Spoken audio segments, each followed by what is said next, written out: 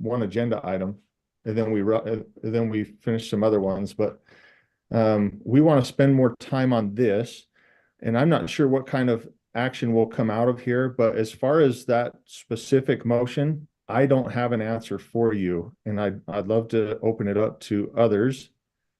Well, we can start. Just know that I plan on having that addressed. So if Michelle Buse or Ben, I see Angie. Michelle's hand is up. So Michelle, you have some I thoughts there? can answer it from the standpoint of the Open and Public Meetings Act. And that is, so long as you've given 24 hours notice, you can put it on an agenda. So I feel like you're giving the public plenty of time to know that you've changed where you're putting it on an agenda. And your board chair and your committee board chair have the authority to work together and assign what they're going to put on the agenda. So I understand your concern, Board Member Carey, that the public might have looked towards it being in January, but if they look carefully at our public notice website as well as our State Board of Education website, we did give 24 hours notice that we were going to address it in this meeting. So that's as good as I can answer it for you. Yeah, let's just go on the record then, because I have some concerns about this process and what I perceive as the abuse of it. If our votes don't matter, why make us go through them? But yeah, let's, as soon as you're ready to proceed, Matt. Sure. It looks like Carol's here. So are we ready to record? Or maybe we are. Maybe we're live already. Is that true? Any staff? Any IT? Yes, it is true. Okay. Yes. Okay, well, good. Let's go ahead and officially get started then. October 19th, it's just after 2:05, it's 2:06 right now. We have all 5 committee members here. Member Hart, Vice Chair Carey, Member Lear, and Member Wood are all here. And of course, staff is here to help us out. So with that, before we get into, we don't have any public comment, but we do have a committee member would like to make a comment. Does that sound right, Vice Chair Carey? Would you like to speak before we jump into agenda items?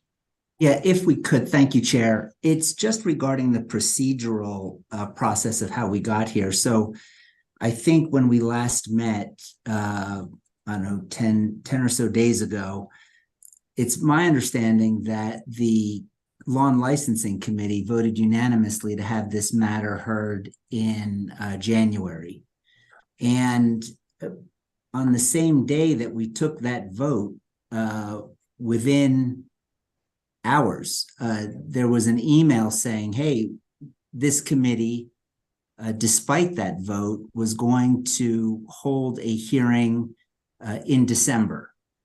And I just don't know procedurally how that works. This committee voted to reconvene in January.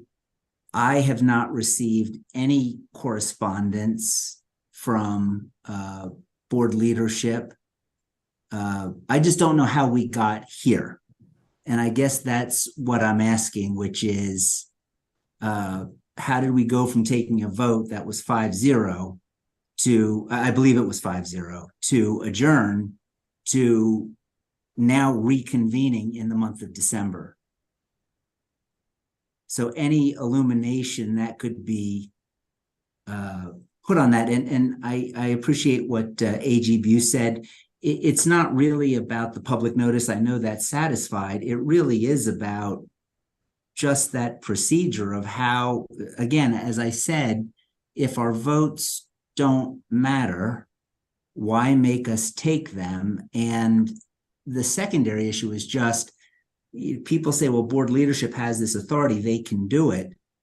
I haven't seen any official correspondence from board leadership saying they took any action in this regard to have this matter listed today. So if someone has a letter, a stamp with a wax seal, I'll take it, but I just haven't seen any of this. So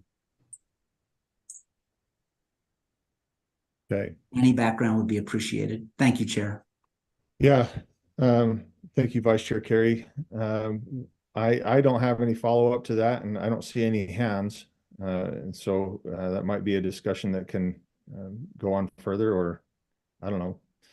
But with that, let's jump into Well, I don't think it's that easy. I mean, this body, law and licensing, took a vote. So if we're just going to say it doesn't matter, we're just going to proceed as though nothing ever took place, I don't understand that. So if we could have the AG or Angie or Ben, someone advise as to the appropriateness of moving forward when there was a formal vote and there is no record of any action being taken by board leadership.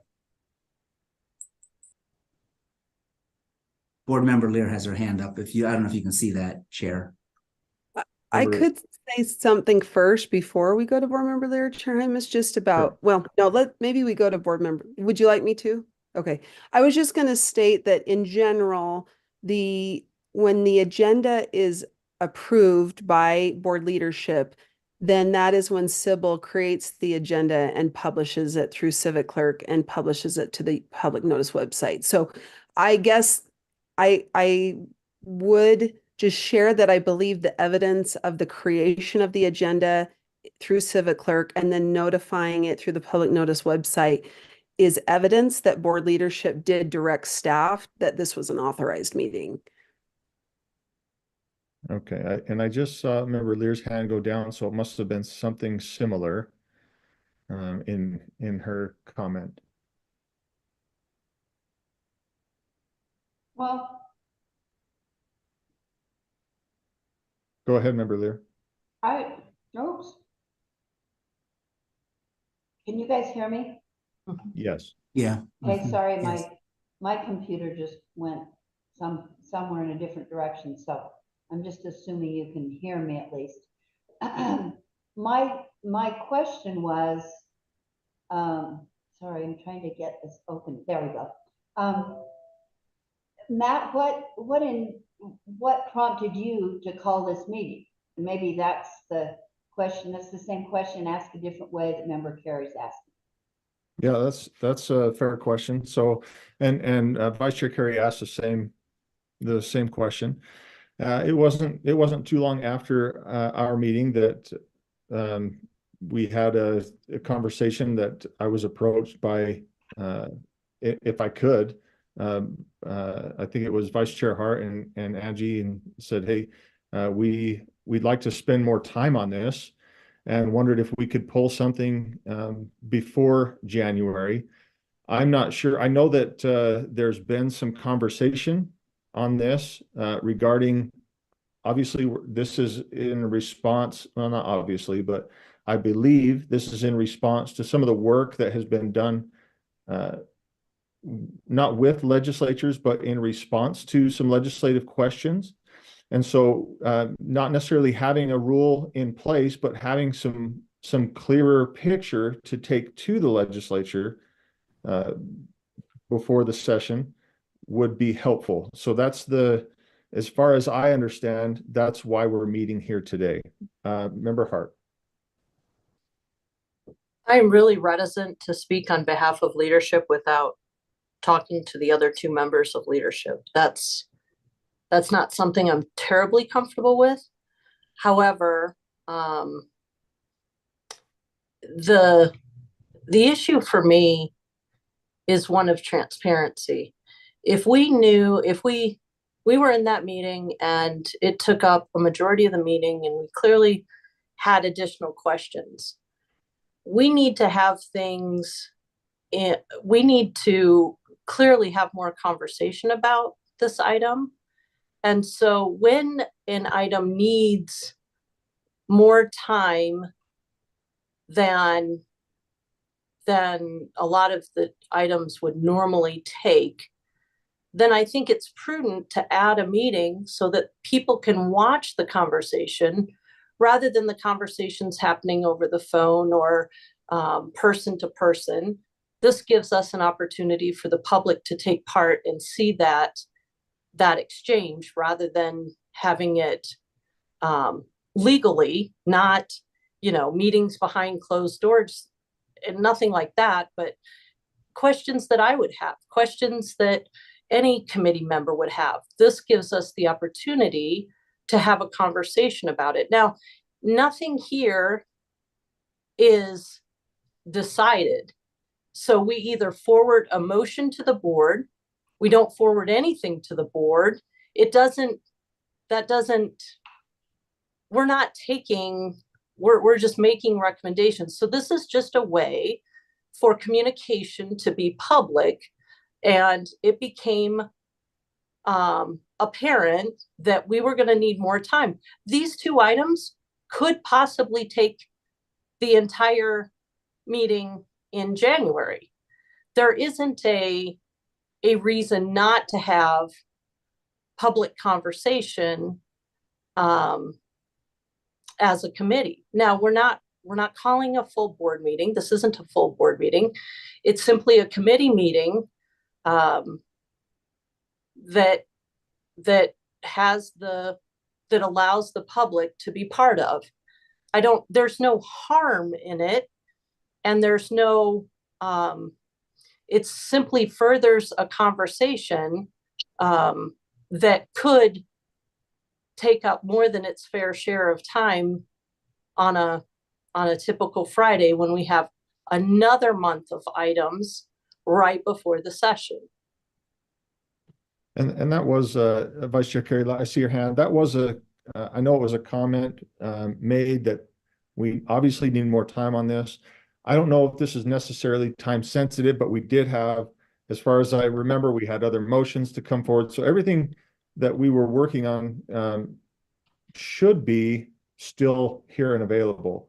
But I mean, I'm fine taking the time today. I don't think, as far as I know, we haven't had any change other than what was voted on in committee in December. I do understand Vice Chair Carey's point. I think we all do, right? Like if we're going to vote and put January in a motion, then how does that get overturned? So I think, there's obviously some thought there that I can do better as a committee chair to clarify and just have better conversations in the future. But I can commit to that on my own. Vice Chair Carey, go ahead. Yeah, Chair, make me feel bad bringing this up by saying you could do better, because that's certainly not the intent of why I bring it up. I think you've done a fantastic job. I am concerned because this isn't the first time. There was a member on this committee. I'm not going to put words in her mouth, but it was my understanding that there were similar concerns about the timing of a rescheduled committee meeting. I know that this wasn't a meet, but putting that aside, I thought the reason we voted adjourn was to give us additional time to ferret out answers to questions. And we thought a reasonable time, given the holidays, would be in January versus in December. And so I don't just to come across that as, well, we voted in December and January only a few weeks, it's no big deal.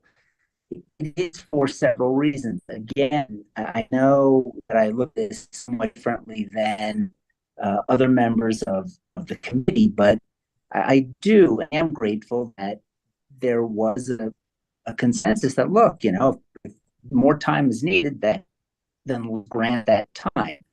And despite that,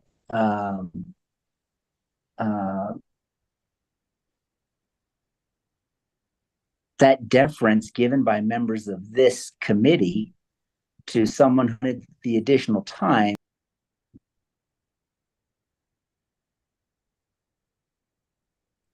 I think we just lose Vice Chair Carey. we lost him. Okay.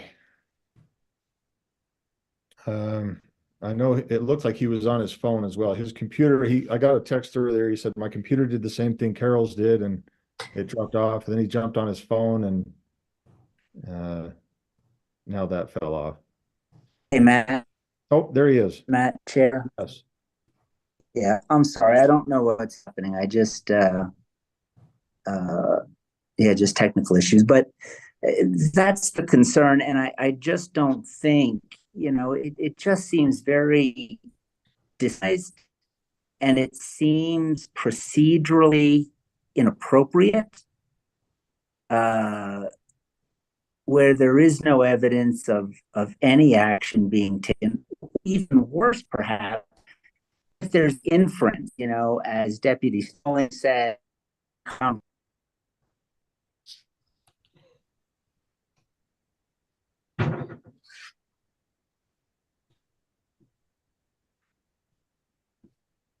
I see his image on here, so he's still on, but Vice Chair Carey, we've lost your audio again.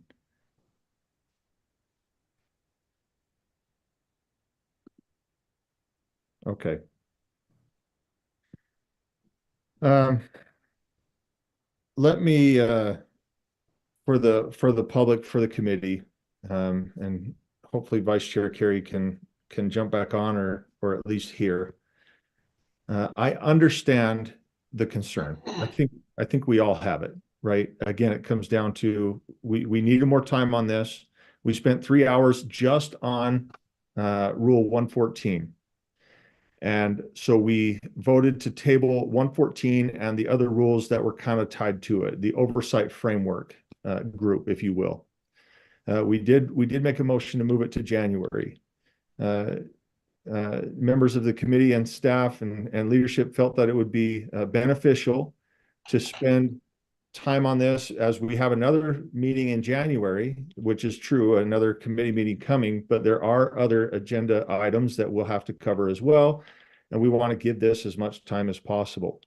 We're not asking, I don't believe that, and when I say we, I'm going to take a liberty and speak for board leadership as far as I understand. We're not asking for something complete to come out of committee here. What we're trying to do here is we're trying to give it due time and due attention.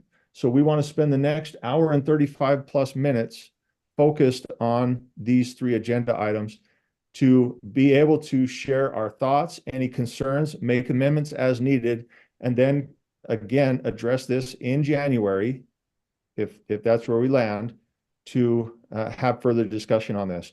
Whether again that's in a committee, and I don't know if it has to go to committee in January or if we vote something to go to full board. Again, understanding Vice Chair Carey's concern of what is it, does it matter at this point? And I'm going to have conversations with staff to find out a little bit more. I tried to look in Robert's rules.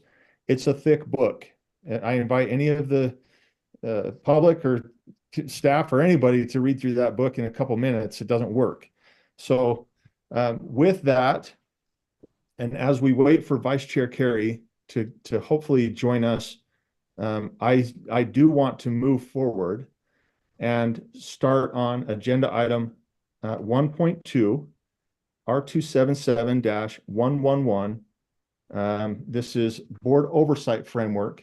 And as you know, this is new because we split the old 114.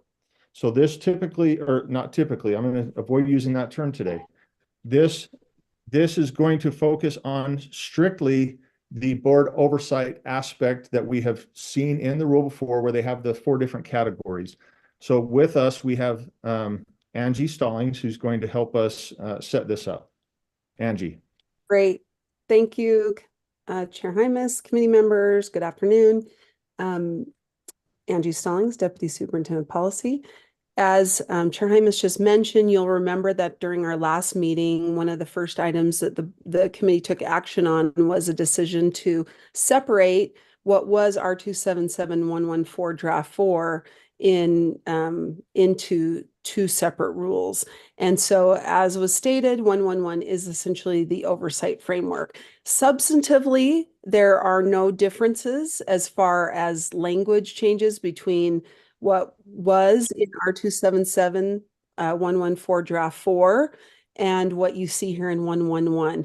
And just as a reminder, you'll see everything is in black and white. That's essentially what was in draft 3 Remember, we pulled that over into draft 4, and then anything that's marked in blue or red are changes that were made since after the time of that November board meeting.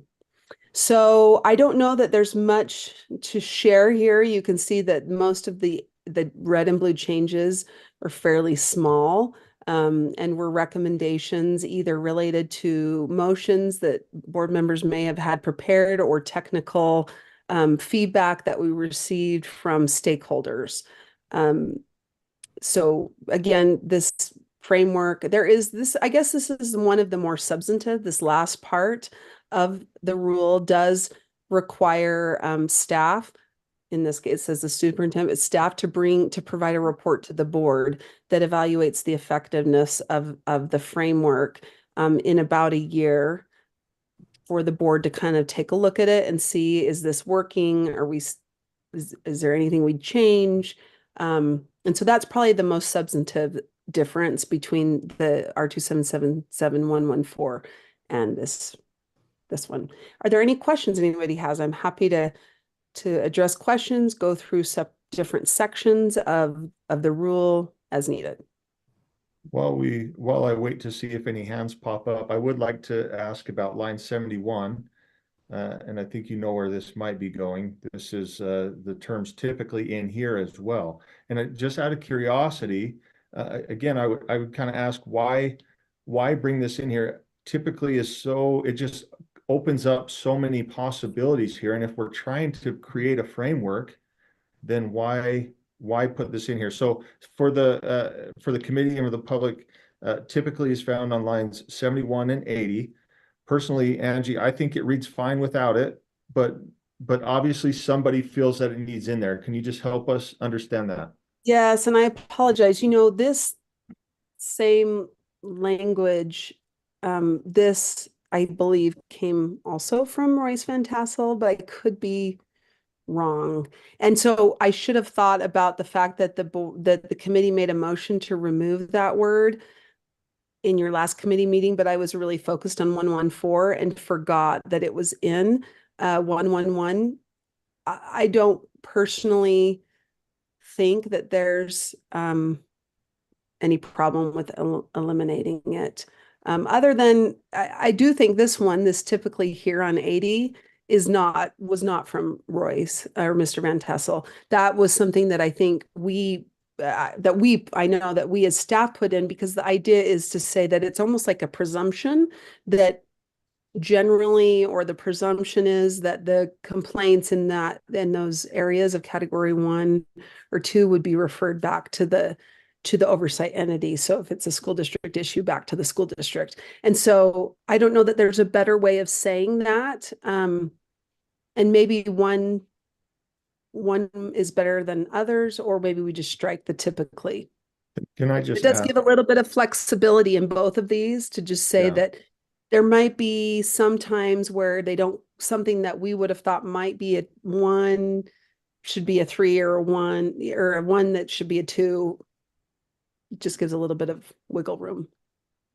Well, I'm wondering if we have committee members who have read this with and without, and if they have any thoughts. Like I said last time in our meeting, I don't care for the word typically. It just gives unclarity. But I see Member Lear has her hand up. Member Lear, please. And I don't know that I have hugely strong feelings, but it does seem like the typically in line 71 is a holdover, and it doesn't change the meaning to leave it out. The typically in line 80, if we're really splitting hairs, seems a little bit different. I would agree with Angie that usually when the superintendent receives complaints, she refers them, and I'm generically saying a superintendent refers them back to the LEA or the oversight entity to address. But there could be something so compelling that it might be something the board, it may be a health and safety issue for the board or something else. So I do see the typically in line 80 a little differently. And if anybody felt better about it, I can see it being rewritten as under something to the effect of, unless there's a compelling reason not to, or something like that. So I think the 1 in 80 I like having there because it allows the board to intervene if there is a real compelling reason, whereas I can't see that possibility in line 71. Thank you, Member Lear. Is there a time where we wouldn't categorize them according to what we have in the rule? If we put typically on line 71, I can agree. I agree with Member Lear. If we put typically on line 71, then what's the point of having the rest? You see what I'm saying? So Matt, and again, in the spirit of just conversation, I think I can think of occasions where the superintendent might say, you know, this doesn't belong. This is such a suggestion. It doesn't belong in the framework at all. So that's one of the reasons I can see keeping typically in line 71.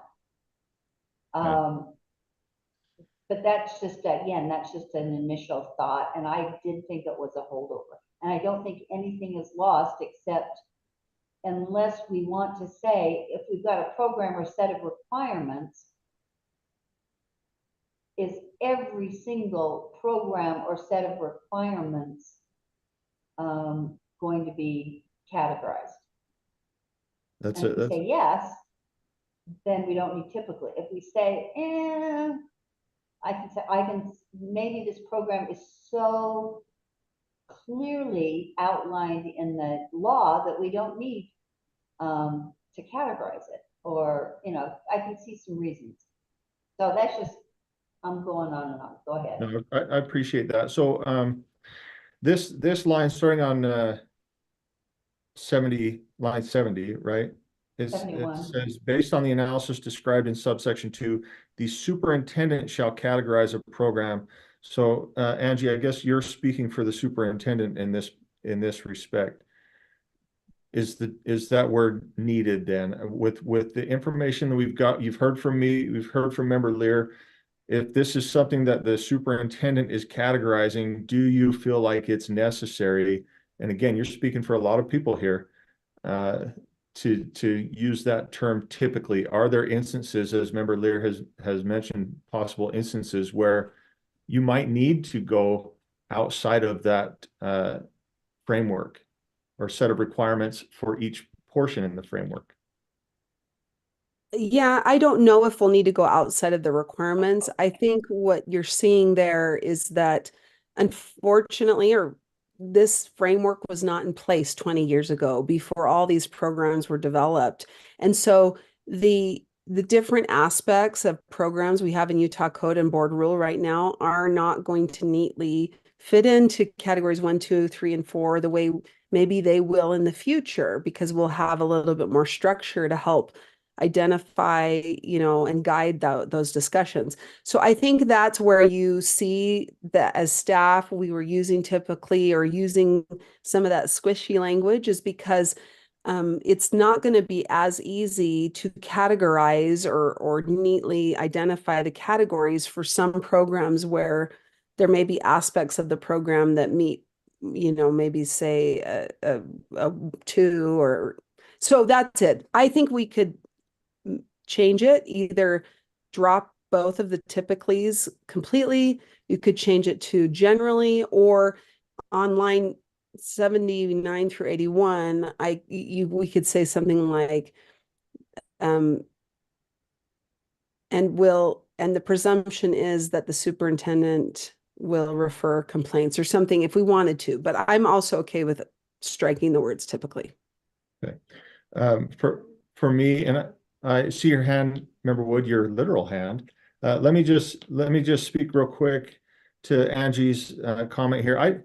This is not a huge deal for me. I always want to offer clarity. I'm going to chew on this for now, and we can bring this back up again later. I want to get some other thoughts on this as well, and Angie, this will give you an opportunity to think on this as well, and talk to some of your fellow coworkers and say, is this necessary? Are you okay with that, Angie, if I kind of give that to you to talk about, and I'll look at it on my side? And But- when you say that, do you mean give it time and be until board meeting maybe next or the next time we discuss it, not today? Or would you like me to try and ask while we're in this meeting? The next time this is on the agenda. Okay. Yep. And please work with Superintendent Dixon. Again, this is the superintendent shall categorize a program, and it says set of requirements in the framework typically as follows. I'd love to hear why we would need typically, or if we can be very clear and say, no, actually, we're going to categorize them as follows, not typically as follows. Right. I will do that. Thank you. Appreciate that. Member Wood. Well, I was trying to speak to the typically because I feel like that it's unnecessary and would like to remove it. But as you put this off on her to do follow up, then maybe my motion would be deemed out of order. I feel like the following lines, it gives options, that's either local control is critical, or I like the typically in 80 because it's saying, most of the times we're going to do this. But I would like to see it gone from 71. That was one of my motions I was coming prepared to do in this meeting. Thank you, Member Wood. I have the same motion, but if you're okay waiting, I'm okay waiting. I concur. I want it out of the one, but keep it in the other, just so you understand where I stand. Do we want to I don't make a know. motion? I think my point is, I don't know. I mean, we can wait. But we don't have to. Okay. Well, you guys think about that for a second as I ask my next question. And I really don't want to spend a lot of time on 111, but can you help me with the dedicate specific staff on 75? It was my understanding that we're not going to dedicate any staff. This is kind of something that the LEA is going to work with. Why would we put specific? What is that? Yes. What are we specifying here? Well, I think it's meant to show the difference between people we have within the office who are more generalists, right? I guess you could take school fees as an example. I know a lot about school fees, but am I a school fees specialist? Do I monitor school fees? No. So that's kind of the difference between there might be with respect to a program or set of requirements. There are people who have general oversight over many aspects of public education or K-12 education. But when you're talking about monitoring or a category 3 or 4 program, typically, joke, okay, I won't use that. We found that typically works in some instances, so feel free. The idea is that if it's a category 3 or 4 program, there will be staff dedicated to, as part of their job responsibilities, to oversee, to monitor, provide technical assistance, train, et cetera, in that area. Okay, thank you. Member Lear. And I'm going to try to avoid, and I'm not saying anybody else is, I'm just going to try and avoid nitpicking every word because we know this is new, and we're going to try it for a while and see how it goes. So that's one of the reasons some of these specific words have not typically bothered me. But I see not having that in there as troubling and maybe problematic, especially for some of the individuals and maybe even board members who are a little bit uncomfortable with this rule. Because if it were to say the superintendent will not dedicate staff to the program, that might suggest that, Ashley Beal will never work on it. Angie will never ask a question about it or answer a question about it. So I don't want to leave that implication. I think that as Angie explained so well, we've got lots of generalists and people who have background and experience. So I like keeping those people available for help. But on the other hand, we're not going to have a specialist in probably we're not going to have a specialist in categories 1 and 2. Thank you, Member Lear. I appreciate that personally, as it helps me put things into perspective as well. So, are there any additional? Those were my questions on 111. Any additional questions? I don't see any hands. And then, so what we're going to do is we're going to circle back to this what now thing, right? Obviously, are we making a motion for the board? If we make no motion, does it stay in committee? And what's the direction from here? If we don't have any other questions, any additional questions on specifically this action item, but any of the other ones, what's the next step? If we're not, do we want to refer, or I'm sorry, what are your thoughts? What's the next step here? I should have asked this sooner, huh? Well, Please, Member Hart. my thing is, we're just doing now what we do in committee. And if we had all the time in the world Friday, we would have continued the conversation and came to a conclusion. Given the information that we've talked about, given where it's at now, I think the question is, do we think it needs more work? Or do we think that it's ready for the full board to have their eyes on it? If we don't think it needs more work, then there's no point in keeping it in committee. If we think that there needs to be more work on it, then by all means keep it in committee, because if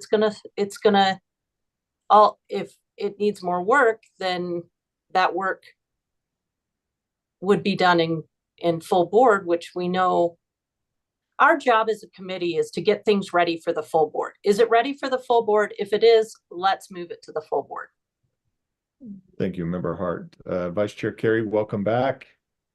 We see your hand, please.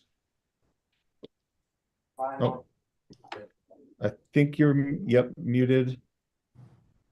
There you go. Yeah, thank you, Chair. I would say that I don't know if 111 can be read on its own in terms of being ready or not, because it seems to be in tandem with 114.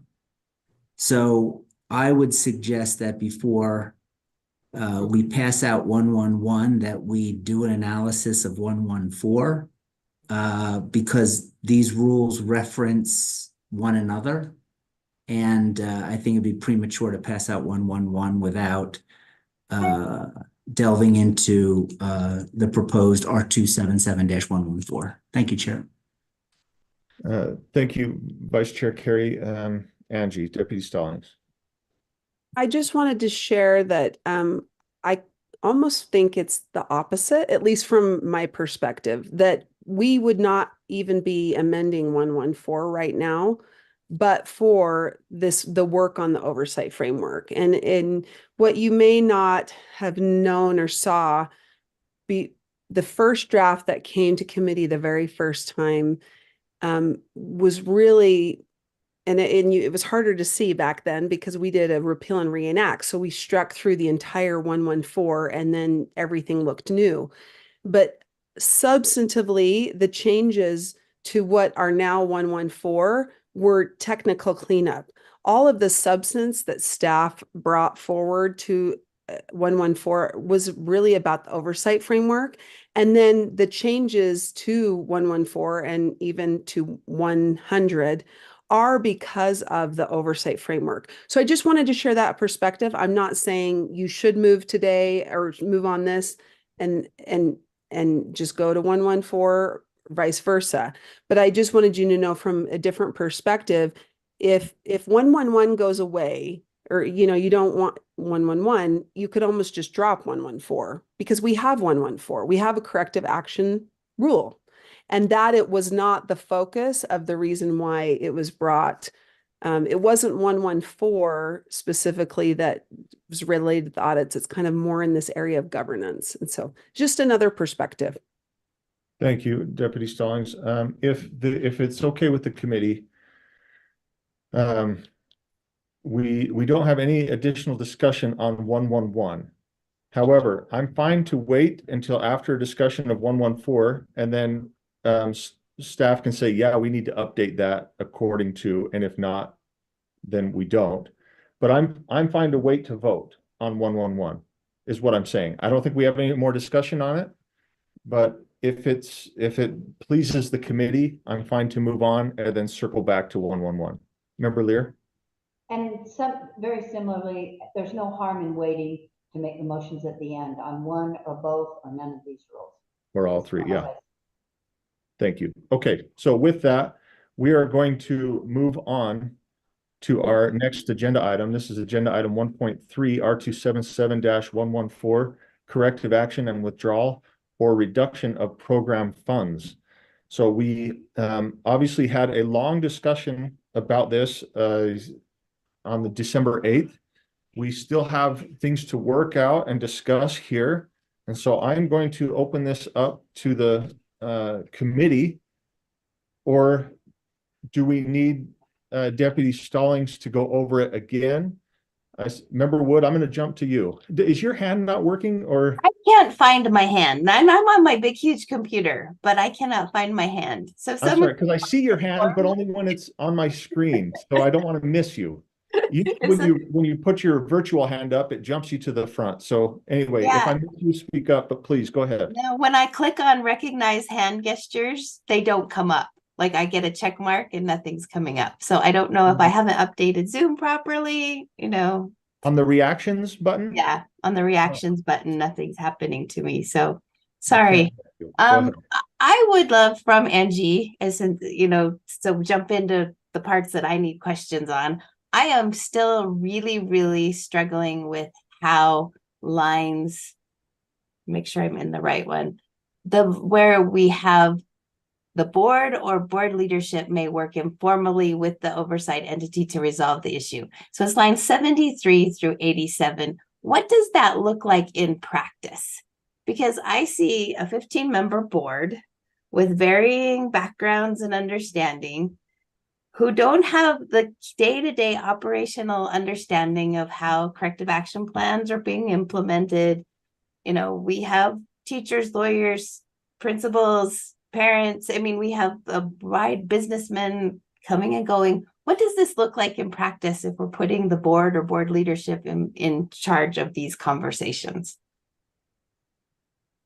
Angie, go ahead. Yes. So from what I understand, in some ways it will be similar to what you do in where you delegate the audit committee to do kind of an investigation, come up with ideas, look at evidence, like what an audit would do. Auditors will review either our, USBE's office practices or an LEA's practices, and then come back with findings of a sort that then informs, generally it's to inform potential rule changes. However, there are times when it informs other action like corrective action.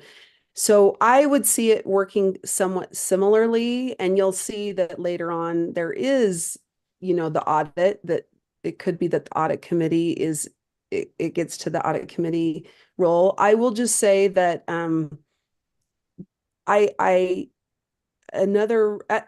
where you were going was a little different than I thought you were going. So on one hand, I wasn't sure if you were talking about the fact that you have a 15-member board and that could be hard to kind of work in some of these preliminary ways as a full board, or is it more about that generally staff engage in corrective action and that it's kind of the back end about having the board start doing something that traditionally the board has delegated to staff to review reports, check to see if there's been noncompliance.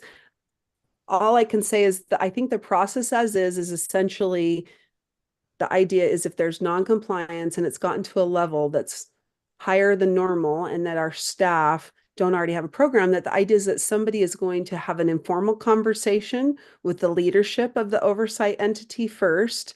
And then after that, there's a determination that is made, like whether through that informal process, then it could go to audit and the audit could say, we need to investigate this more. And then based on that information, at the very end, the board would then have, as a collective, the board would have the authority to take action, including those there. So I don't know if that's helpful, because I think what I'm sensing from you is maybe more of a theoretical, like whether it's the right policy, not necessarily practically what steps will be taken. Member Wood, does that answer your question? It's kind of twofold there. Is it the right policy? And if it is, how does it practically be implemented? That's the gist of my whole question.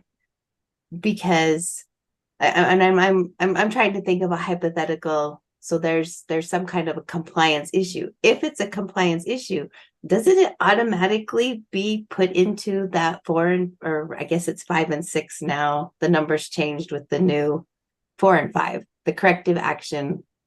So it would be 5. It would be 1145.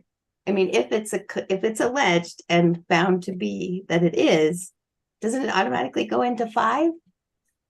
So where does the board play that role? And I would say right now, 4 and 5 have been drafted as a directive to staff. Like staff, we are delegating to you to monitor and oversee programs. And when you do that, we want you to follow the protocols in 4 and 5. 4 is the contractual, so that's all going to be part of the contract. But 5 is really a directive to staff. This is the policy. These are the protocols we want you to take. Now, one option, and yeah, I think practically speaking, this is a new thing. It's brand new. So it is harder for a lot of us to think through what that looks like.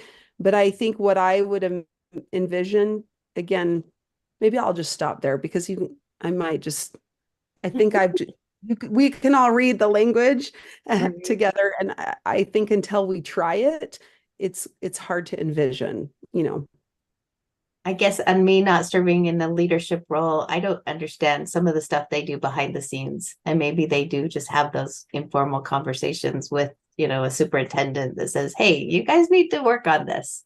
Maybe Molly could fill me in on that. Actually, now that you said that, Chair Hymas, may I make one comment? Because I can actually give an example of a similar vehicle that the legislature uses, which is the Administrative Rules Review Committee. They are not necessarily the body. You've got the legislature, that's the 104. They have a whole process, 38 and 15 votes. Sorry, I had to do a little math there. It takes those votes in order to have an official legislative action. Yet the legislature has delegated in some ways. They've got this kind of body, which is the Administrative Rules Review Committee, that at times will do somewhat investigations. They'll bring people up to their committee.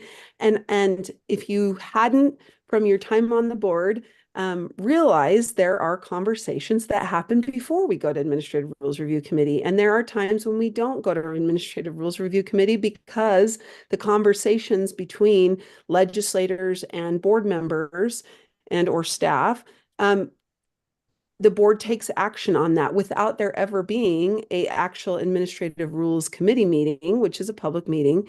And or the other actual official act of that committee or the legislature is to sunset the rule. So they actually, through a bill, would sunset the rule. So in some ways, you can see the legislature using a similar tool where they're exercising their oversight authority over agencies, and in this case, the board's rulemaking. And some of that is done informally. It's done through conversations and potential upcoming requests to attend a hearing or, an Administrative Rules Review meeting. And I could see something similar happening where if an LEA were to get a visit or a call from an official informal board request for a conversation and discussion, that could provide some motivation to make some changes or look at things before even you have to go to the step of an investigation or bringing them to a board meeting or committee meeting, et cetera. Thank you, Angie. Thank you.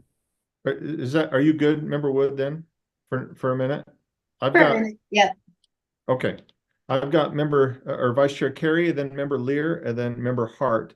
And I'm not sure if they're all speaking to Member Wood's question or if they're different, but I'm still going to go in that order. So Vice Chair Carey. Thank you. Yeah, mine is a follow-up on Board Member Wood. In on line 73 and 74, and I just want to, last time we met, Deputy Stallings, you said that the reference to the board there was the elected members of the USBE. Is that correct? Do you mean the board leadership? Nope, it's the one I'm saying says the board or board leadership. Yes, and actually after hearing or thinking through the reference to the board there, I actually think it would be better to not have the board listed there, because it would be very difficult to have 15 members of the board go and meet, a chair of a board, of a local board, or superintendent. I mean, the way that would occur might be to actually ask an LEA's superintendent or charter director and their board member to come to our board meeting. That is one way you could do that. And some could argue that is an informal way of resolving the issues by having them join the board for a conversation. But I could see actually removing the board and instead saying something like board leadership may work, and maybe saying something like board leadership or members selected or designated by the board may work informally. And then also just something I had brainstormed was related to a comment that you made, board member Carrie, which is that you as a board member would like to know whenever there's corrective action that might be, or an issue in your area, is maybe including that there be a presumption that the board member who is in the district that's over the area where the oversight entity is located could be one of those designated board members that is part of the group that works informally with the oversight entity. So if you're asking whether maybe we should strike the board there, I think that could be a good policy opportunity, because I think that some have been asking, how could the board work informally when it by design and by law, it's a public entity that's is that informal? Some could say coming to a committee meeting is informal compared to corrective action where we're taking money away. Kind of like when we go to the Administrative Rules Review Committee, that's, I'm sure, in some ways thought of as an informal tool as well of the legislature. It's not formal action where they've actually sunset the rule, but instead it's a public conversation. So I don't know if I've helped, but you can at least see where I'm thinking about the pros and cons of keeping the board in there. But I also can see how it may be more procedurally specific to eliminate the board or there, and then have the board leadership or those they delegate or designate to engage in that informal process. Yeah, my major concern with 114 boils down to transparency, and it does seem to be a deliberate attempt. And I know Ben Rasmussen and you were kind enough to respond to an email about my perceptions of this being a way to circumvent the Open Public Meetings Act and GRAMA, and that is really what is driving my opposition to 114, which is, and look, there's no better example than what happened with this meeting, right? We take a public vote saying we're not going to hear this till January, and nobody on this committee can say how we ended up here today. There's no piece of paper, there's no email, there's no chain saying, well, board leadership took this action, but here we are. And this proposed rule seems to accelerate that, because now what we're saying is we're going to trust board leadership to take these issues and address them without any requirement. And if that's a misstatement, please correct me. Without any requirement that board leadership advise any board member that they are engaged in this informal oversight resolution process. My question is, though, when it says the board or board leadership may work informally, what does that mean, or board leadership? Did they have to act in concert? Meaning, like for the board, we have to take a vote to know which direction we're going to go as a board. Is that built into the phrase board leadership? Like, does that mean that the three have to take a vote? And if two agree this way, then they do it? Or does that mean, Vice Chair Hart wants to go this way, Vice Chair Earl wants to go this way, and Chair Moss, they can just act individually? Because at first when I read it, I thought, oh, they're taking a vote to know how they're going to address this. But now I'm thinking, no, any one of them can decide on how to resolve this. Has that been defined or has that been addressed? Angie, go ahead. It has not, and I will say that just a little bit of background. This specific 3A was a request of a legislator. It was something that was shared as part of the focus group on oversight. That there was a request from LEAs for entities, not just the board, but the legislature, to engage informally with LEAs before taking formal action, which for the legislature might be. Deputy Slons, I'm not, and I don't mean to cut you, but I know we've been down this before, and I can cite, the interim education committee that seemed to have no interest in this, but I'm not worried about the informal resolution. That is not my opposition. Right. I see the wisdom in that. My concern is I don't know whether this means board leadership is taking a vote before they act, or it's three people just saying, I'm going to act in the way that I think is best. But that's secondary to the primary concern of how do we even know what's happening out there in these districts and with this informal resolution? Does this rule address in any way or create any type of notification process when board leadership decides to act to informally resolve a matter? So we could include that right now if we wanted to. But I'm asking, as it stands today, no, it does not. I would say board leadership, though, would have to be a quorum of board leadership. So if there's three, there need to be 2 out of 3, right? And because it doesn't say the board chair or a member of board leadership. So I would say it needs to be a majority. But I think that we could create a board policy or clarify some of this in the board's bylaws at some point if there is a concern with the board leadership exercising this authority, or if there's a desire for more clarity. There's opportunities. Why wouldn't we just put it in the rule? We could do it right now. Do you have an amendment, Vice Chair Carey?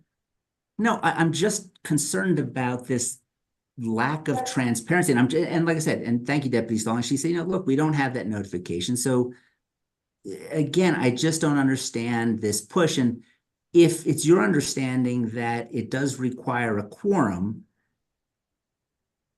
the rule as it's presently written, there's no requirement that this consensus, this vote with it by the 3 of them is recorded anywhere, how it's recorded, how it's disseminated to the rest of the board. Is that correct?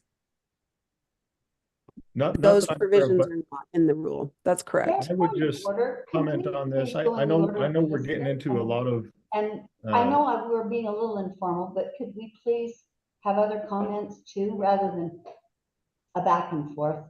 Well, I'd like to. Yes, I would like that. Yes. The board leadership, we're getting into weeds here. Just briefly, when we talk about board leadership, I mean, if they make we vote for them, right?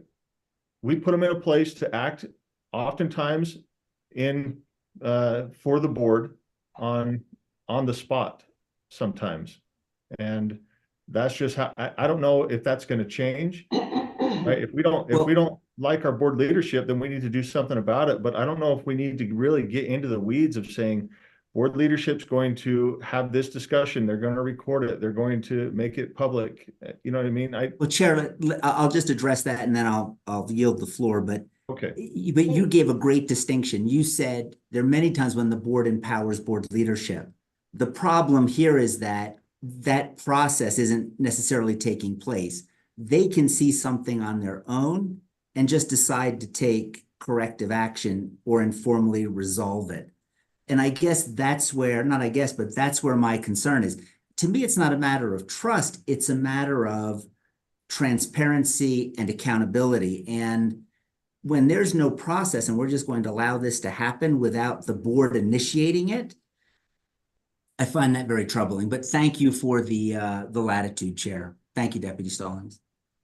Thank you, Vice Chair Carey. Member Lear, please. Let me defer for a moment, please, first to Member Hart, because I think she was I was hoping she was going to speak to how board leadership actually does determine how they move forward. And I think that might be helpful. And then I would like to still say something. Thank you. Member Hart? So again, I am extremely reluctant to speak on behalf of board leadership because we try very hard to make sure that we are speaking as leadership and not individuals. However, there are things that come up all the time.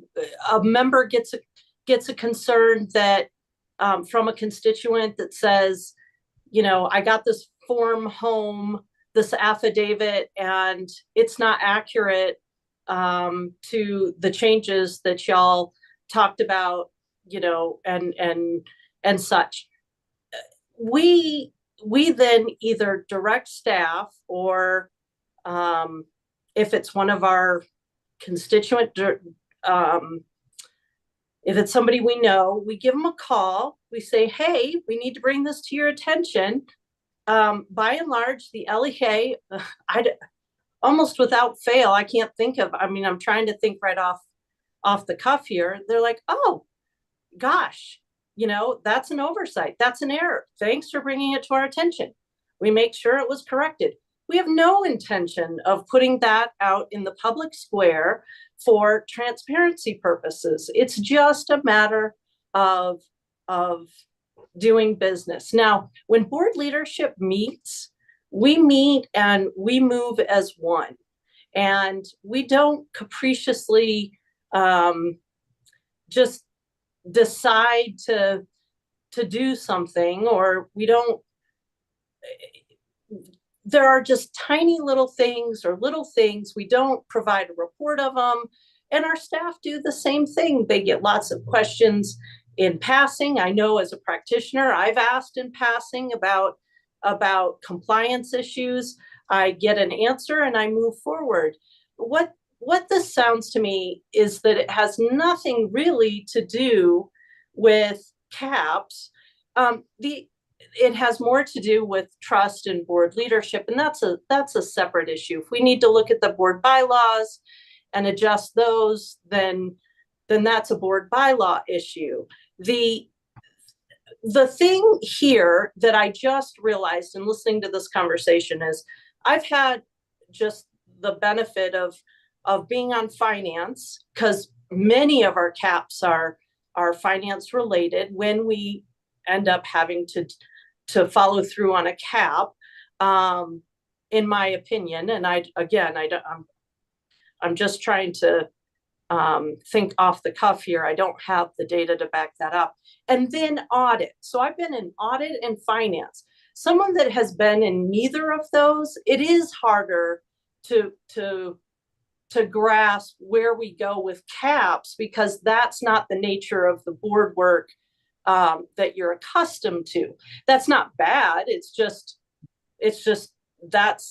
we don't generally write CAPS for curriculum issues or standards issues. I guess curriculum is LEA, but standards, we don't.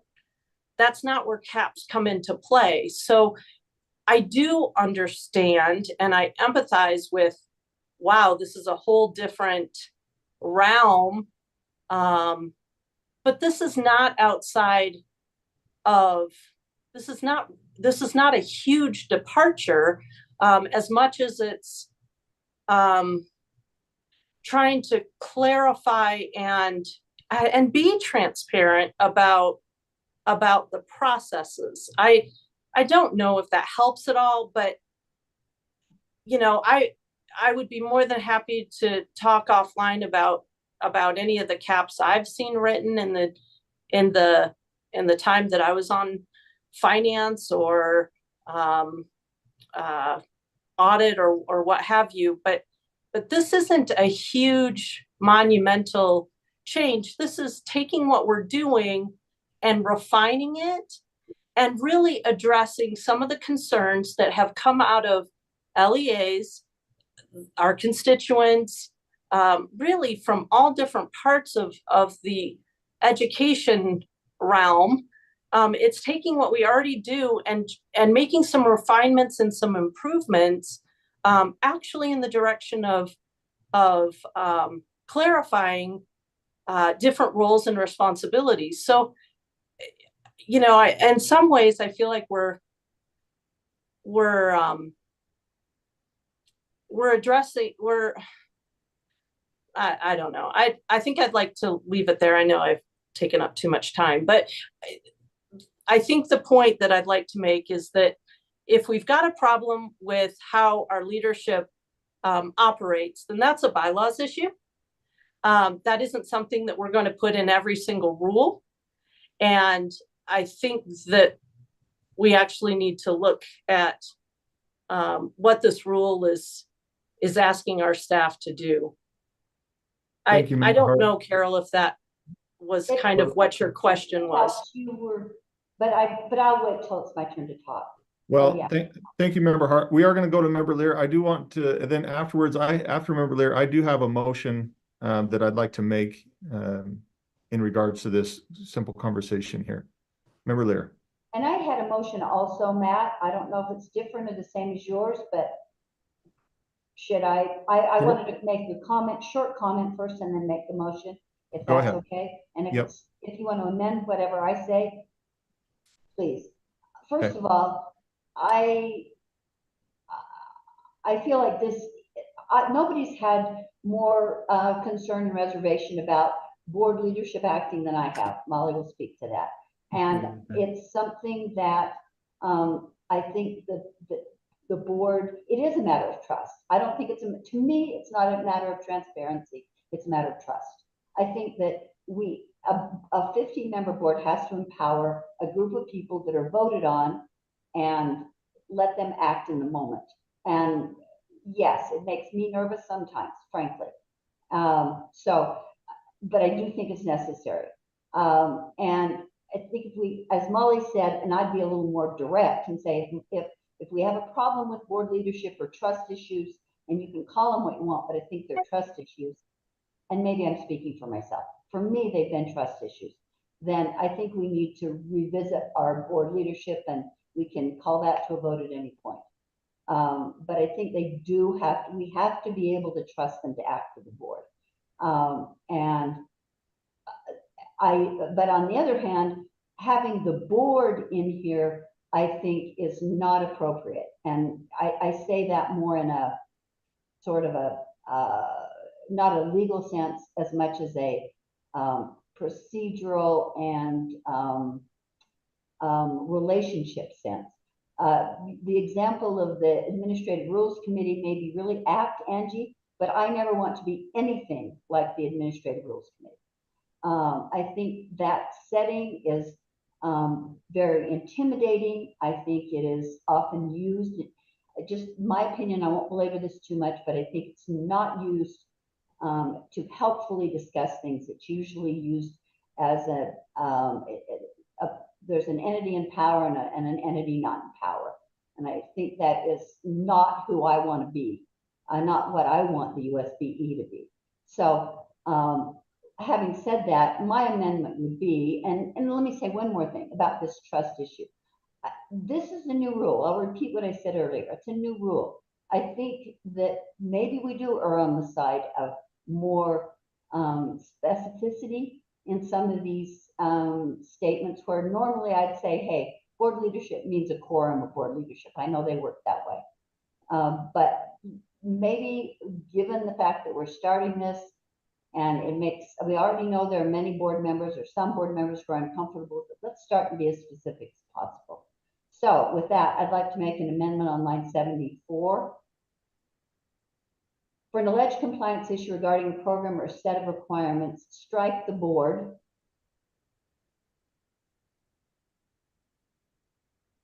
A majority of board leadership members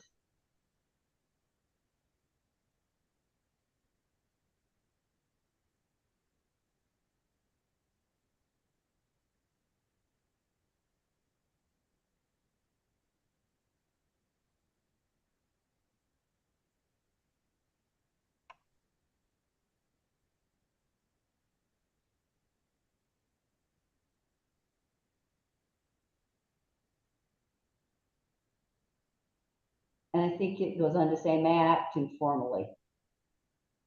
Is that right? May work informally with the oversight and to resolve the issue. I am letting Bill, I know, so I mostly spoke to this, but let me just add two more pieces to it.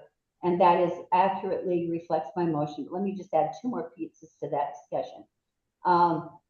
I think that there is built into that, and this is me being hopeful, me trying to be trusting, that if there is a resolution of something, and there's a continuum of what these issues might be, and we've all kind of suggested some and others, but if it builds into this, if there is a resolution, using quotes, then that would be memorialized by the board, of something significant, that's not something that board leadership is just going to say, hey, we took care of that. And I think there's a line to be drawn there. I don't know exactly where it is, but I'm willing to leave that line fluid for right now. And rather than trying to strike a percentage or a category or a situation where board leadership can act and we're done, versus no, the board leadership takes it back to the board. I think as board members, we have to learn to trust the leadership or do something about it. One more piece of that, I also want to strike the board, because I don't want to leave anything in there suggesting that one board member or can work informally with an entity to resolve a problem. That's where I do draw the line. I think I have some reservations about them discussing it, about individual board members discussing it, but I think it might suggest that one board member could do that if it says the board, and I definitely don't want that. So with those comments, I would make that motion. Matt, could we add line 82 to that motion? It's not my motion. Let me get the motion on the floor, and we will if that's I'm guessing it's, then I would consider that a friendly amendment, and I would agree to that. okay. So you want to add line 82, the end of line 82, it also says if the board or, and we need to add or after the board. Or a majority, and I would take out if, strike the board, or a majority of board leadership does not elect to resolve an issue, or if the issue is not resolved through efforts. Yes, I would consider that an amendment that would make those provisions consistent.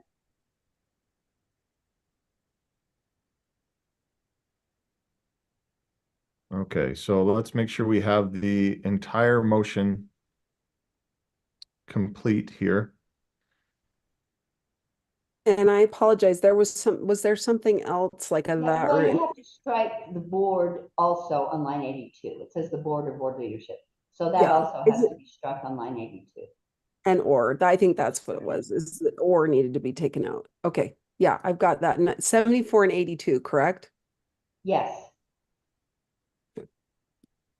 Okay, Member Laird, does this look correct?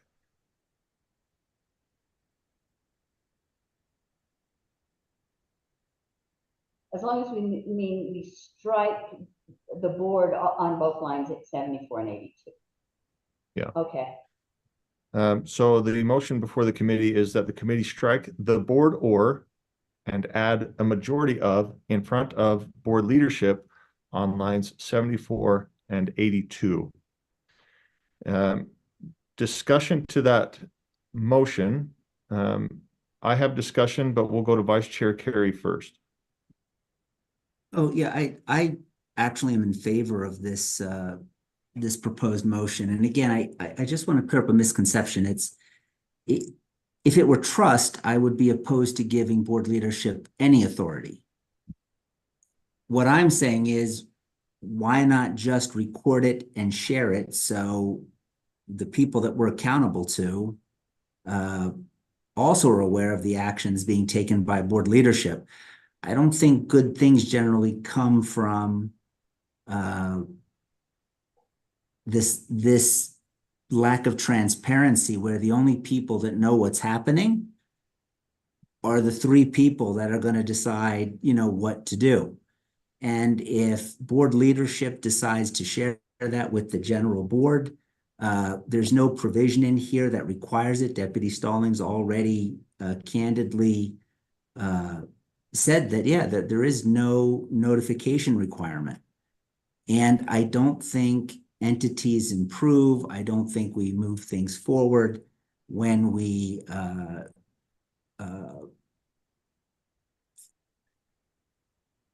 don't bring that level of accountability. But for this particular motion, I'm absolutely in favor of it. Thank you, Chair.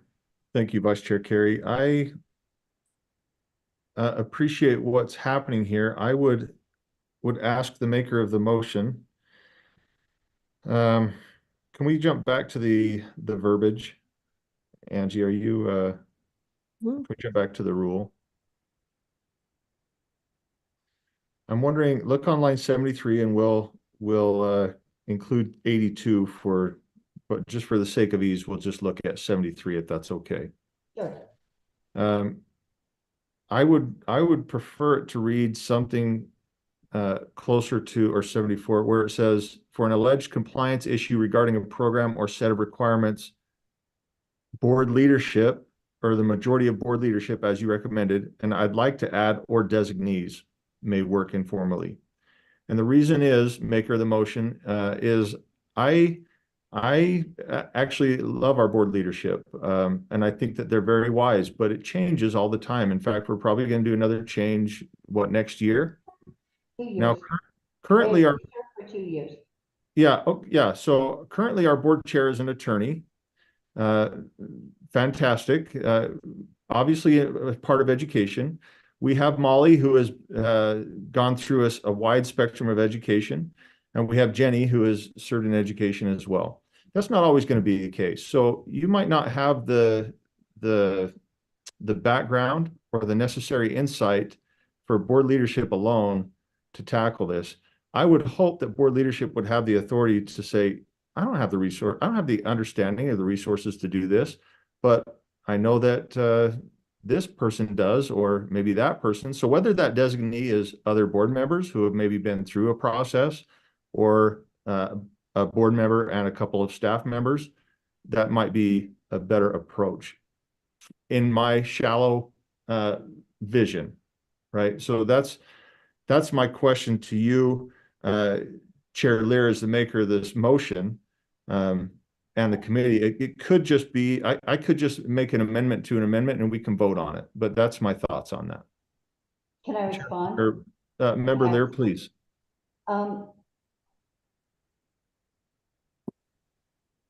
I don't favor that. Here's why. Partly because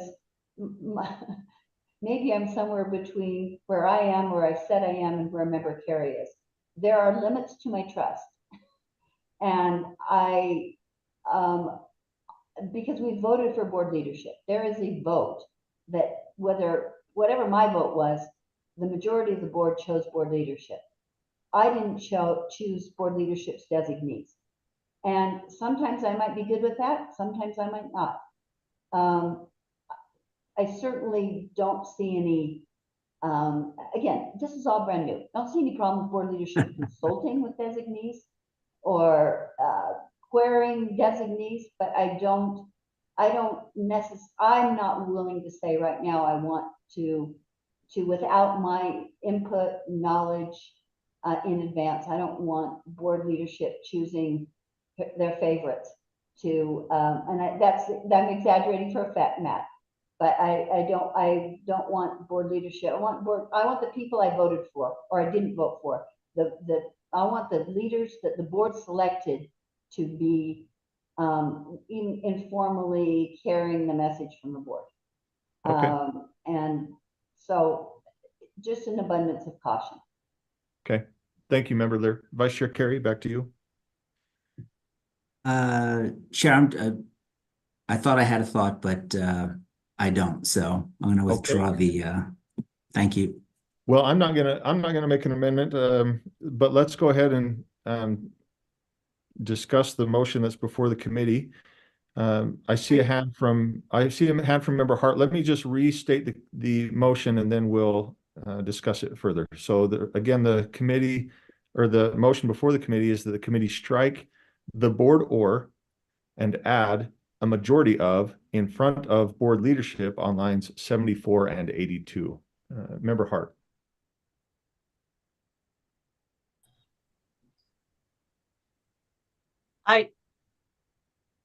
I understand the concerns. I really, truly do. I also sit as a member of board leadership right now.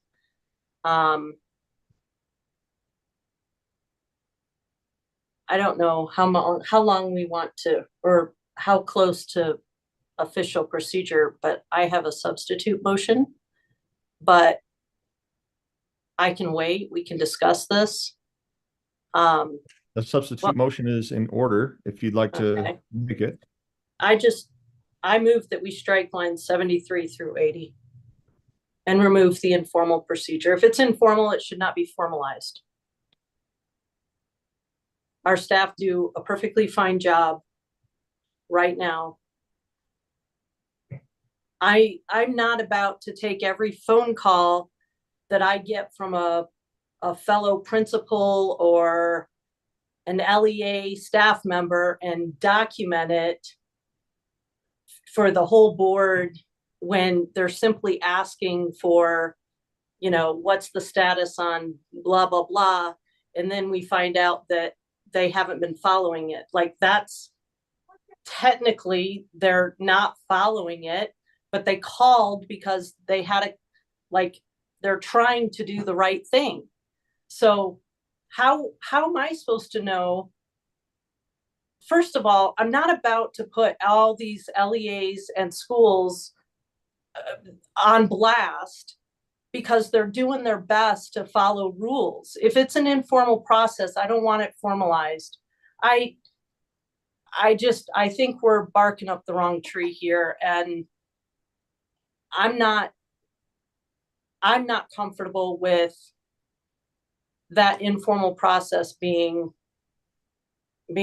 outlined in our rule, because I don't know where the line goes. I don't know what constitutes corrective action, and I take my job in leadership seriously. And if this rule says that I gotta tell all the board that such and such school missed a rule 2 years ago and they're trying to get up to speed now, I'm out on the informal process.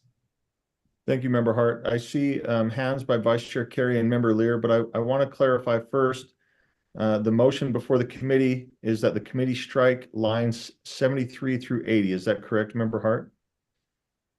And then just for clarification, the subsequent motion was to amend lines 74 and 82. 82 is outside of the substitute motion. So just to keep that in mind, if we need to refer back to that, to still make that change in that area. Okay, so again, just keep that in mind. Now we are going to speak to the motion, the substitute motion that is before the committee, and that again is to strike lines 73 through 80. I have Vice Chair Carey first and then Member Lear. Thank you, Chair. And for Deputy Stallings, I just have points of clarification. So Board Member Hart referred to these, cap actions, but I see that here we've replaced the old title, corrective action and withdrawal or reduction of program funds, And it seems like we're encompassing much more with the new title, which doesn't limit it to CAP actions, but rather any compliance or related issue or allegation. Is that just a change in title, or is there a substantive change with that change of title? Yeah, part of it was that the current rule is limited to corrective action. But now this section right here where it's use of framework for compliance and related issues, that is new. It's not currently in 114, and it is in a way trying to share the expectations with respect to staff and board, especially now that we're entering in or explicitly providing rule and language about the board engaging in corrective action. This is the first time that that's ever been done, not if that makes sense. So it is broader than the current 114 because for two reasons. The biggest one being that there's now a procedure for the board itself to engage in corrective action, which currently all that is done by the staff. And I did just want to share, because somebody asked whether the informal process would include actually engaging in corrective action, and that would not be informal. So you can see that taking corrective action, issuing a penalty, all of that would be done by the board, the full board. So that is not part of the informal. So hopefully that's, sorry, and I know that's a side note, but I just wanted to clarify because I heard somebody at one point say, well, if board leadership engages in corrective action, that is not informal. That's addressed in 3C. But yes, it is broader because in the current 114, there's nothing about informally resolving things, if that makes sense. So it is not about corrective action. When the superintendent, or in this case, board leadership, has a discussion, just like when administrative rules review committee chairs might contact, an agency and say, your rule is concerning to me. That is not formal action. The sunsetting of the rule would need to be done by the legislature, just like the corrective action, the penalty, putting them on a cap, that would be done by the board. And hopefully that helps, because corrective action is like a subset of oversight. Right, and I'm just saying we've changed it from being the subset to now any compliance related issue. And that was in the last 10 days. In the last 10 days, it went from CAP to any compliance. Well, it didn't, because 114, remember 114 draft 3 and draft 4 had all of this in there. This language was already in there. It's just that if you look at 114 drafts 3 or 4, you'll see that the title was not corrective action only. It was much broader. It was about USBE oversight framework. Okay. And then line 73 through 75, where the board may work informally. Is that for framework issues 1 and 2, or is that any framework related issue? So that was a discussion that was had, and it is broad by nature. It's meant to be 1, 2, 3, 4, or any uncategorized. So it's for all. You're talking about the board, right? Not the superintendent. It's the board, yeah. Line 73 through 75. So and it's on the table to remove, right? Just as a reminder, this is what's on the table, part of what's on the table. Yeah, and that's why I'm asking, because like that, basically, I guess again, without the requisite transparency, I look at this and say, okay, maybe if they were just dealing with issues 1 and 2, but really lines 73 through 75 say any issue they can resolve informally, board leadership. As drafted, but it could be amended to say for alleged compliance issues regarding a program or set of requirements in categories 1 or 2. You could do that in the language as well. And in fact, there was a draft back in the history where it was that way. Okay. Thank you. Thank you, Chair. Thank you. Thank you, Vice Chair Carey. Member Lear. I actually like Molly's motion better. I'm not, as famous people have been known to say, not for the same reasons, but as she does, but I like them, but I like it because I think staff should be doing this work. I don't think board leadership should be doing this work. And I really don't think the board should be doing this work. And I really think individual board members should not be doing this work. I think this is staff work to negotiate informal and understanding. And I think one issue that I would disagree a little bit with Member Hart is that where I think that informal discussion, and this goes to Angie's distinction that I think she maybe didn't, that she underplayed, and that is that if it becomes a corrective action, it's going to be memorialized by the board. Mm-hmm. This is discussion that board leadership would be having, or staff would be having, to get us to what right is, what the board would agree to. So I personally think that the board and board leadership should not be doing that, and I think that it does. It creates concerns that may not be fairly understood by the rest of the board members. So I actually prefer Molly's motion, but I also think that, Molly, what you are doing when people call you about those kinds of things, I believe, is you're providing information. You're giving the caller additional information that the caller may not have had by virtue of your experience in your current position, but also by virtue of your position as a board member and a member of board leadership. So I don't see that as personally resolving or informally resolving or moving toward resolution of a problem. And I just think we've got to think about this reasonably as we start something new that has such great potential. We could nitpick this thing to death and nobody would like it. So I see what you're doing, Molly, is completely wonderful and exactly what people should be doing to call you and ask you questions and see where you are, see what you know in terms of compliance. So and let me be clear, I send them more often to staff than I actually answer the question. My fear at this point is what I have to do is go in I have to fall on the side of an abundance of caution in order to make sure that trust is there.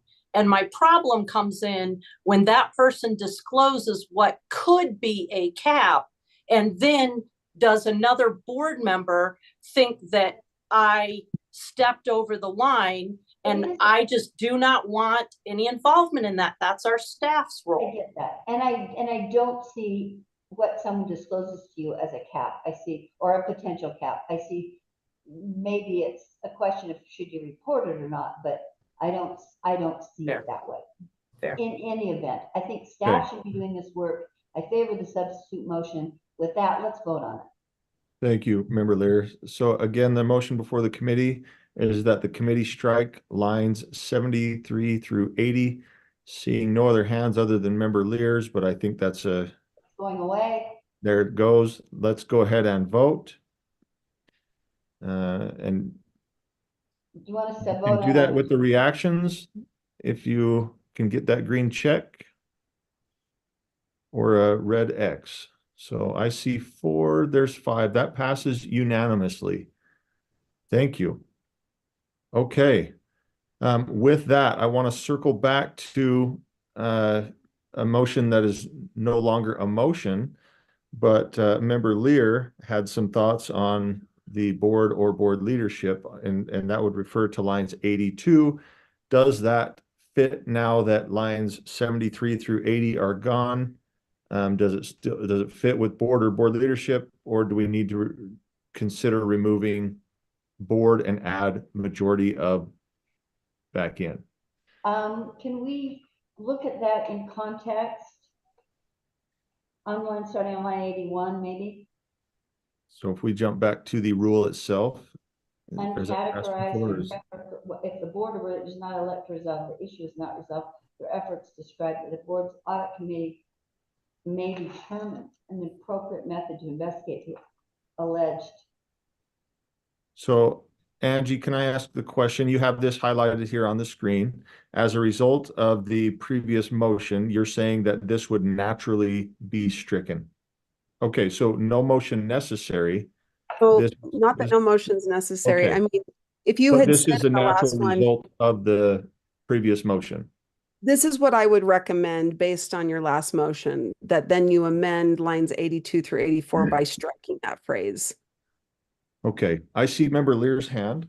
I would make that motion. Let's go ahead and make sure that it looks like it's already queued up there for you.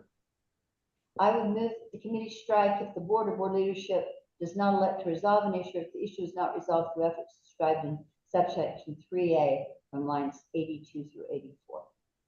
Thank you, Member Lear. The motion before the committee then is that the committee strike, quote, if the board or board leadership does not elect to resolve an issue, or if the issue is not resolved through efforts described in subsection 3A, close quote, from lines 82 through 84. Seeing no hands, let's go ahead and vote.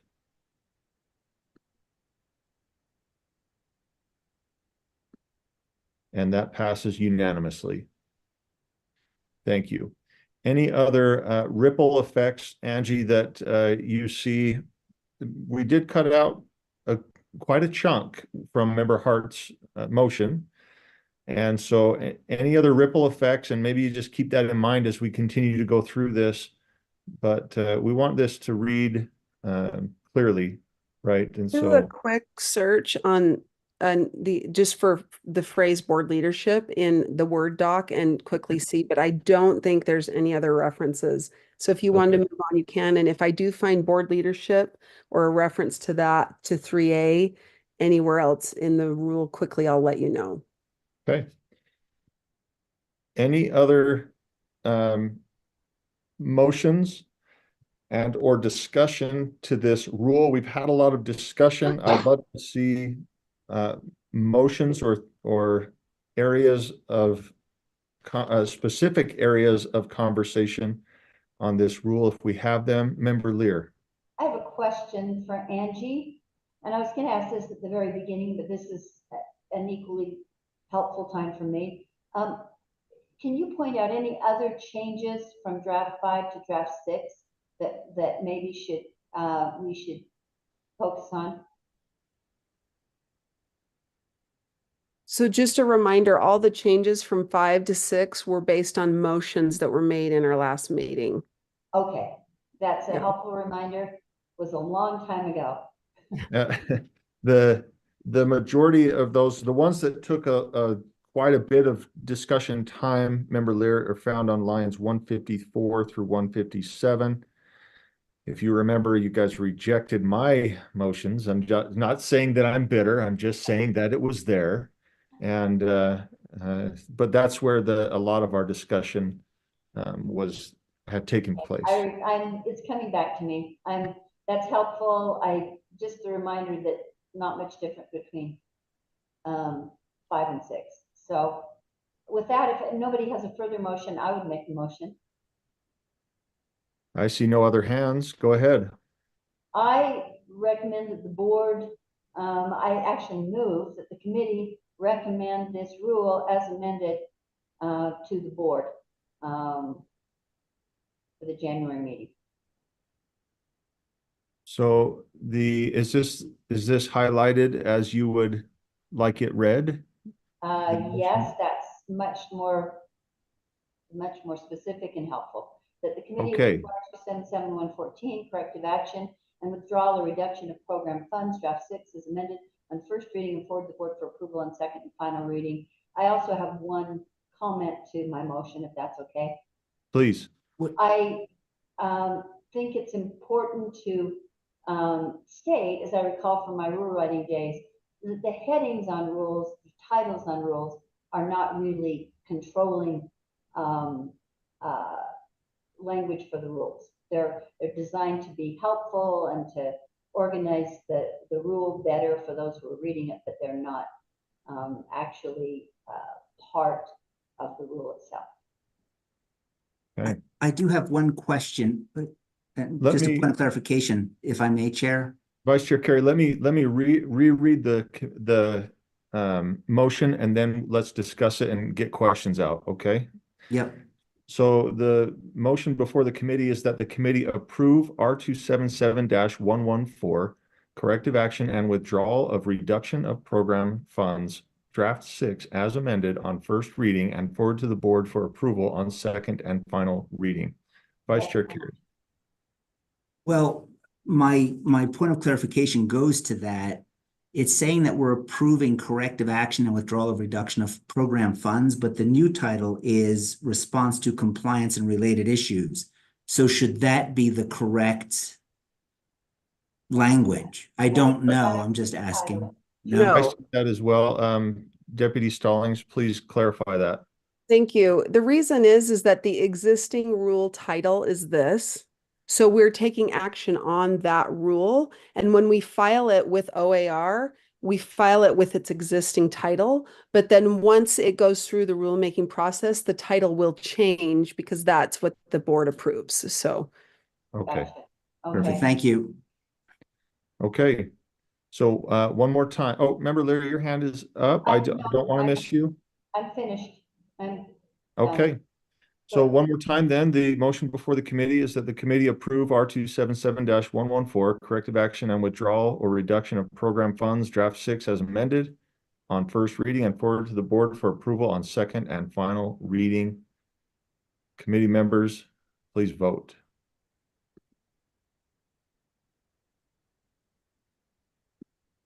And it looks like that passes 4-1 with Vice Chair Carey in opposition. I have another motion if that's in order, when that's in order. Please, Member Lear. My second motion would be that the committee approve R277-111 draft 1 on first reading. I can't remember if it was amended. It was not amended, it almost was, but the amendments were held, if you remember. Oh, typically. There were no. Typically language. We amended the one typically out. We didn't actually. We held on both, but if you'd like to take action on that, we can go back to 111 and do that. That's what I'd like to do. Oh, Leanne has a. Yeah, let's get Member Wood and then Member Lear, if you want to figure out that motion, then we'll jump back to you unless Member Wood has it. Member Wood, please. Yes, that is my motion. I would like to strike the word typically on line 71 in R277-111. Okay, so the motion on the floor is that the committee strike the word typically on line 71. Member Wood, would you like to discuss that or comment on that? I think we spend a lot of time on it, but I think that the typically in the line below it helps give that flexibility. And I think either we have a framework or we don't have a framework. And okay, thank you, Member Wood. So the motion before the committee is that the committee strike the word typically on line 71. Let's go ahead and vote, committee members.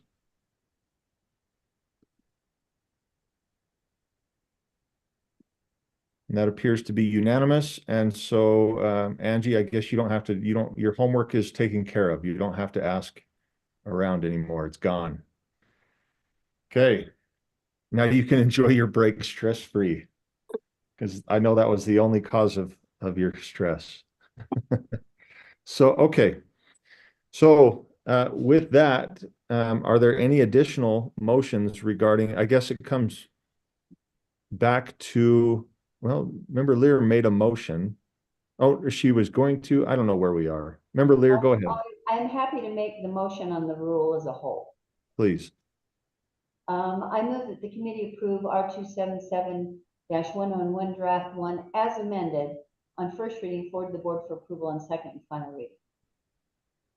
Thank you, Member Lear. The motion before the committee is that the committee approve R277-111 draft 1 as amended on first reading and forward to the board for approval on second and final reading.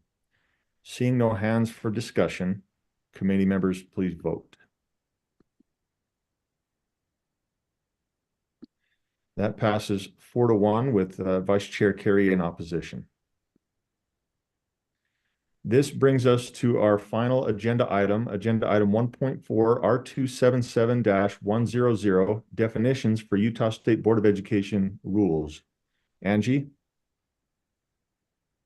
Thank you. You may remember in, I think it was October, the committee did review R277-100, and since then, there were some changes that were made.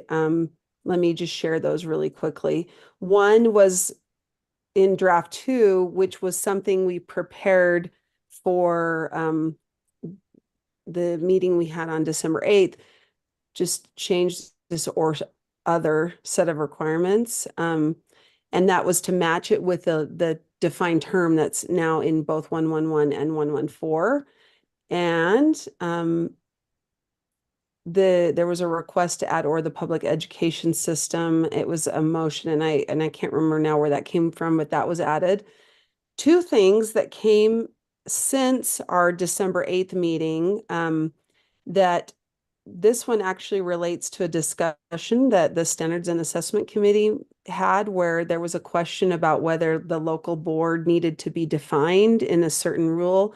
And I don't know if anybody in that committee knew, but LEA governing board, and it should say or local board means, and it is a defined term that we already have in R277-100. And because there are times when we don't say LEA governing board, but we say local board, I added those there. And then the last change is came as a request of staff to add the defined term of USIMS. This defined term is already used in another rule, but somebody thought, again, this rule contains definitions that apply to all the rules, all the R277 rules. And so this way it makes it easier so that in other rules, if we refer to USIMS, you don't have to redefine it every time. And also it makes it so that we're consistent. We don't inadvertently in one rule say means a software system or a tool, or maybe says collecting and possessing, but doesn't add providing oversight. Do you see? It's a way to have a defined term for USIMS that you do once, and then it can apply to the rest of the rules. So I just wanted to bring those two items to your attention. If you don't want to accept the things that are in purple and green, we could go back to approving draft 2.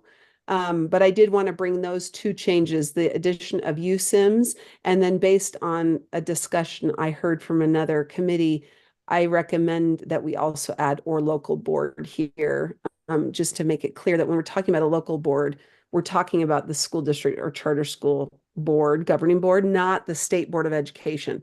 So anytime you see the word board on its own, you can see right here in R277-100, that means the State Board of Education, you. Okay. Thank you, Angie. Committee members, any concerns with what's going on here? Any motions?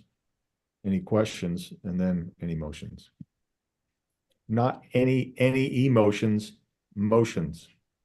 Thank you, Member Lear, then we have Member Hart as well. Oh, I'm just going to make a motion to approve the rule as outlined. So that was what. Go ahead, Carol. I was going to do the same thing. Okay. I move that can I make that motion? Please. Chair Harris, yes. Member Chair Hymas. I move that the committee approve R277-100 draft 3 on first reading forward to the board for approval on second and final reading. Thank you, Member Lear. The motion before the committee is that the committee approve R277-100 definitions for Utah State Board of Education rules draft 3 on first reading and forward to the board for approval on second and final reading. Member Lear, did you want to speak to this? Your hand is up. I'm just going to keep calling you out. I'm sorry. I not all of those amendments and all of those definitions I think are consistent with things we've already discussed.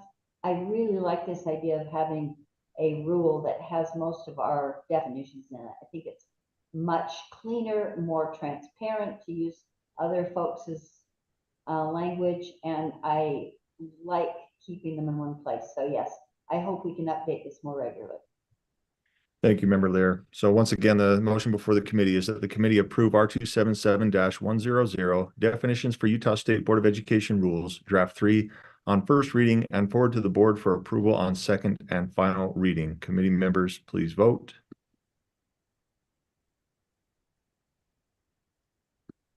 And that passes 4-1 with Vice Chair Carey in opposition. Okay. So that concludes our agenda items. I just want to remind committee members that as this comes before the full board in January, if there's work that still needs to be done, then let's continue to work on it. Remember that this is just a recommendation to the board to get eyes on it. And so there's always opportunity within that time to continue work on it. Member Wood? I just want to thank Member Hart and Member Lear for fixing the section that I had concerns with on 114. I feel like I can move forward now and feel like that this is something that's workable. So thank you for those efforts. Okay. Thank you. Seeing no other hands, comments, or questions, we want to thank committee members and thank staff for being here. And we're not going to call for a vote here. We're just going to adjourn the meeting. Thank you. Okay. Thank guys. Thank Thank you. you. Merry Christmas. Yeah. Yeah. You too. Merry Bye bye. Christmas.